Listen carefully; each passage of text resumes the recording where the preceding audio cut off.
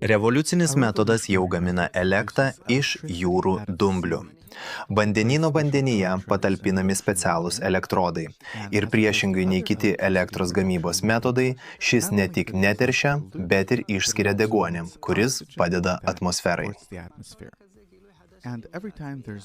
Kaskart, kai atsiranda toks naujas atradimas, sakau savo, kad mokslininkai randa energijos visur. Lyg pati gamta sakytų, tiesiog ateikite ir pasiimkite. Taip iš tiesų yra. Turime žvelgti į viską, ką galime atrasti gamtoje, kaip į ėmimą iš lobyno, kuris buvo sukurtas iš aukštesniosios jėgos, didžios meilės mums. Iš lobyno? Na taip, kuris sako, prašau, tiesiog ateikite ir pasimkite, tik su sąlyga, kad naudosite tai gėriui, tarpusavyje, bendrai naudai. Tada atrasite, kad šiame lobyne, pasaulyje, kurį jums duodu, yra begalinės staigmenos, begaliniai energijos, šviesos, grožio šaltiniai. Ko tik norite, jums nieko netrūks. Tik su sąlyga, kad viską, ką paimsite, naudosite visų naudai. Tai tarsi gamtos iškelta sąlyga?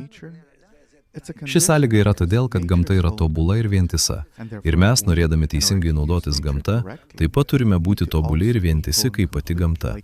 Paprastas dėsnis. Gerai, štai investavo į jūrų dumblius. Į ką mes turėtume investuoti, kad gautume pačią geriausią, stipriausią energiją, kokią tik galime? Kur ji yra? Parodykite, kur galima ją gauti. Kur įkišti kištuką į lizdą? Na taip, tai kur? Žmonių tarpusavio santykiuose.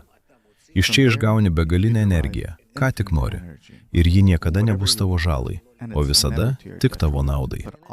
Energija, kuri gali valdyti prietaisus, automobilius, mašinas. Viską.